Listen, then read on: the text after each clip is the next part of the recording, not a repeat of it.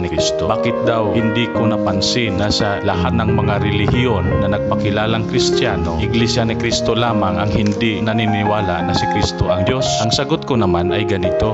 Napansin ko nga po na sa lahat ng mga Kristiyanong relihiyon o sekta, Iglesia ni Kristo lamang ang may aral na iisa lamang ang Diyos at ang iisang Diyos na ito ay ang Ama lamang, na kahit si Kristo na anak ng Diyos ay hindi Diyos katulad ng kanyang Ama. At ang lahat ng iba pang mga relihiyon o sekta ay Diyos nila si Kristo. Subalit, binigyan ko kasi ng halaga ang sinabi ni Kristo sa Marcos 4:11 na ang pagkaalam ng katotohanan ay ibinigay lamang sa tunay niyang iglesia. Kaya kung lahat ng iba pang iglesia ay lahat sila naniniwala na Diyos si Kristo at ang iglesia ni Kristo ay ang tanging naiiba, sa makatwid, ang iglesia ni Kristo ang tama at totoo. Kaya hindi ako nagkamali nang umanib ako sa iglesia ni Kristo.